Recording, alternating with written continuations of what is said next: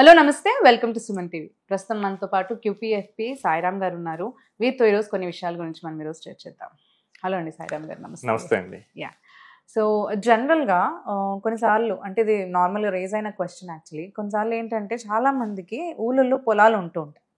So ఏం చేస్తారు, ఒక్కొక్కసారి వాళ్ళకి రేట్స్ పెరిగినప్పుడు పొలాల్ని అమ్మేస్తూ ఉంటారు. లేదంటే అవసరం ఉన్నప్పుడు, లేదంటే ఇన్వెస్ట్మెంట్ ఏదైనా చేద్దామని చెప్పేసి వాళ్ళు అమ్మేస్తూ ఉంటారు హై రేట్స్ ఉన్నప్పుడు.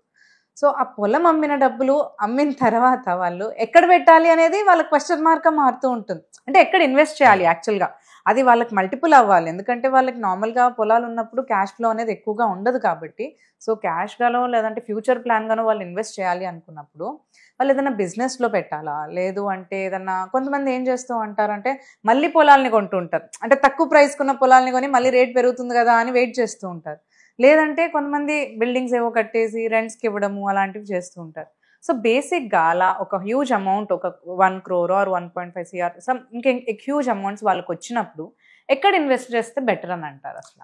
సో ఫస్ట్ మీరు ఏం చెప్పారంటే పొలం అమ్మిన వెంటనే అన్నట్లు. జనరల్ గా పొలాలు అంత తొందరగా అయితే అమ్ముడుపోవండి. కరెక్ట్. సో ఈ రోజుల్లో అసలు దాన్ని మనం పెట్టుకున్న డేట్ లో సెల్ చేయడం ఒక పెద్ద టాస్క్. జనరల్ గా నా దగ్గరకు వచ్చే క్లయింట్స్ అందరికి నేను ఫస్ట్ ఏంటంటే వాళ్ళ అసెట్స్ అన్ని చూస్తాను. అందులో రియల్ ఎస్టేట్ లో కనుక కొన్ని ల్యాండ్స్ ఉంటాయి కనుక నార్మల్ గా అందులో లీస్ట్ పర్ఫార్మింగ్ ల్యాండ్ ఏదో చూసి దీన్ని సెల్ చేయడానికి మీకు ఎంత టైం పడుతుంది అని అడుగుతాను. వాళ్ళు జనరల్ గా 1-2 months అని చెప్తారు. ఓకే, దాన్ని నోట్ చేసుకొని ఓకే మేము ప్లానింగ్ అయిన తర్వాత నెక్స్ట్ మంత్ వస్తారు ఇన్వెస్ట్ చేయడానికి. సో నేను ఏంటంటే ప్లానింగ్ లో చెప్పేస్తాను, దీన్ని ఒకసారి ఇది పర్ఫార్మ్ చేయట్లేదు కదా, దీన్ని సెల్ చేయండి అని చెప్తాను. సో వాళ్ళు ఏం చేస్తారు, ట్రై చేస్తారు. బట్ వాళ్ళు ఏమనుకుంటారంటే 1 or 2 months అనుకుంటారు. బట్ రియాలిటీలో చూస్తే చాలా ప్రాబ్లమ్స్ వస్తాయి. ఒకటి ఏంటంటే వాళ్ళకి అనుకున్న బయర్ దొరకపోవచ్చు, ప్రైస్ ఇష్యూస్ రావచ్చు, ఇలా చాలా ఇష్యూస్ వస్తాయి. అండ్ ఇంకోటి ఏంటంటే అన్ని సెట్ అయినా కానీ బ్లాక్ లో ఇస్తా అనొచ్చు. అండ్ ఇంకోటి ఏంటంటే ఈ పొలం అమ్మినప్పుడు క్యాష్ అనేది ఇస్తారు చాలా మంది. అదేమి అంత ఈజీ కాదు. మీరు ఇప్పుడు హైదరాబాద్ లో ఉన్నారు, మీకు పొలం వచ్చేసి గుంటూరులో ఉంది, మీరు అక్కడ సెల్ చేశారు, అక్కడ నుంచి ఇక్కడికి క్యాష్ తీసుకురంటే ఎంత పెద్ద టాస్క్. ఎలక్షన్స్ టైం కానీ ఒకవేళ నార్మల్ గా ఎవరైనా కానీ పోలీసులు కనుక పట్టుకుంటే ఆ మనీ మొత్తం బ్లాకే. మనం చూపించకపోతే కనుక మొత్తం గవర్నమెంట్ తీసుకెళ్తారు. సో అసలు పొలాన్ని అమ్మిన క్యాష్ తీసుకురావడమే చాలా పెద్ద టాస్క్.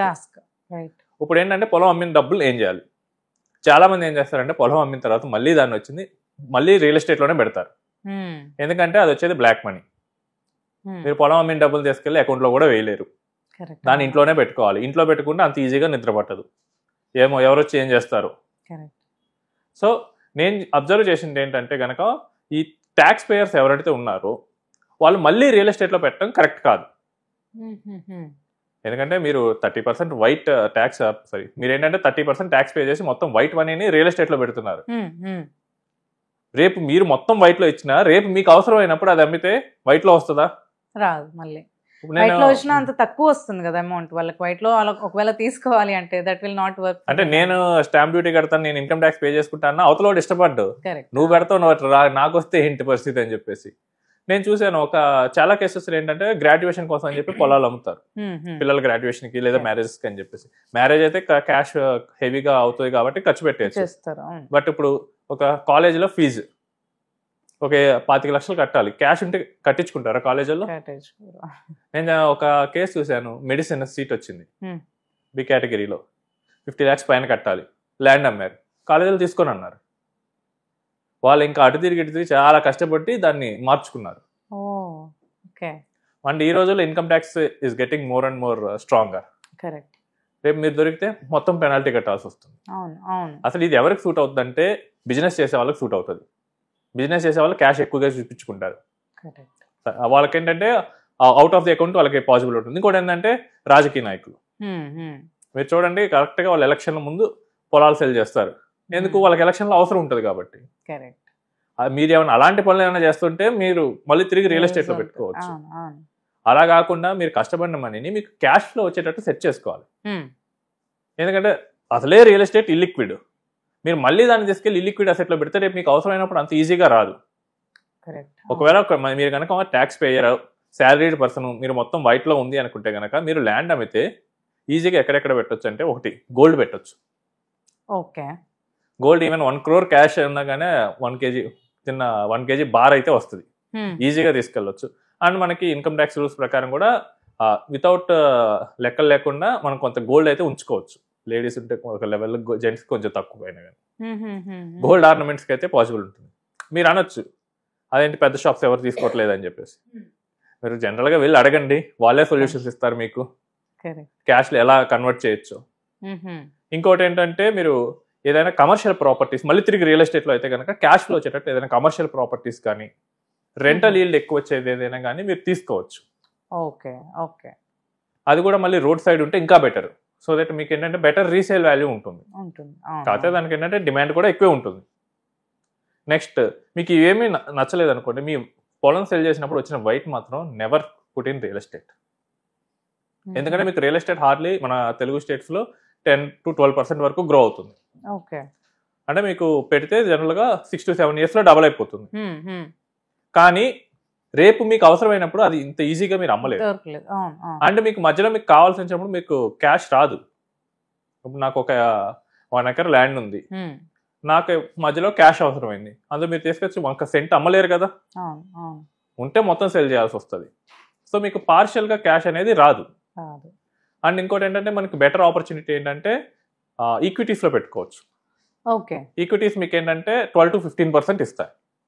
అంటే మనకు ఒక 3% వరకు బెటర్ గ్రోత్ అనేది ఉంటుంది. అండ్ జనరల్గా మీరు కనుక 50+ ఏజ్లో ఉంటుంటే కనుక బెటర్ వైట్ అండ్ ఫినాన్షియల్ అసెట్స్లో ఉంచుకోవడం బెటర్. ఎందుకంటే మీరు మొత్తం రియల్ ఎస్టేట్లోనే ఉంచుకున్నారనుకోండి, రేపు ఏమైందంటే రిటైర్మెంట్ ఆ టైంలో పిల్లలకి ప్రాపర్టీస్ ఉంటే కనుక ఎక్కడికి పోతే నాకే వస్తాయి అనుకుంటారు. అదే క్యాష్ ఉంటే మీరు ఖర్చు పెడతారని చెప్పైనా కానీ మిమ్మల్ని బాగా చూసుకోవచ్చు. సో లిక్విడిటీ ఉండేటట్లు మీరు చూసుకోవాలి. ఈ రోజుల్లో మీరు ఏంటంటే లవ్ని ఈఎంఐస్తోనే కొనుక్కోవాలి. సో నాకు ఒక కేసు చెప్తాను. 2021లో గుంటూరులో ఒక క్లయింట్ రిఫరెన్స్ ద్వారా వచ్చారు. ఆయన ఏంటంటే ఆయనకున్న చిన్న ఒక ప్లాట్ని సెల్ చేశారు. సో 25 lakhs వచ్చాయి.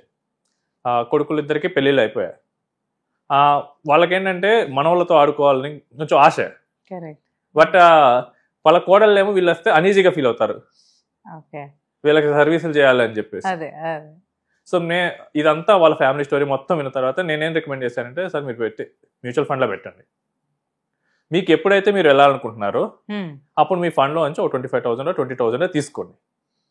తీసుకొని ఆ మంత్ మీరే స్పెండ్ చేయండి. వాళ్ళకి పిల్లలకి ఇవ్వటమో లేకపోతే వాళ్ళ కోడళ్ళకి ఇవ్వటమో ఇట్లా మీరే ఇవ్వండి. ఎప్పుడైతే ఏ ఫెస్టివల్కి అయితే వెళ్ళినారో ఆ ఫెస్టివల్ మొత్తం మీరే జరిపించండి.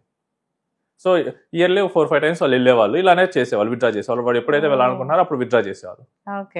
సో ఇప్పుడు ఆ ఫండ్ వాల్యూ 40 lakhs. సో ఇప్పుడు ఆయన తీసుకోవాలనుకుంటే 40,000 తీసుకుంటున్నారు.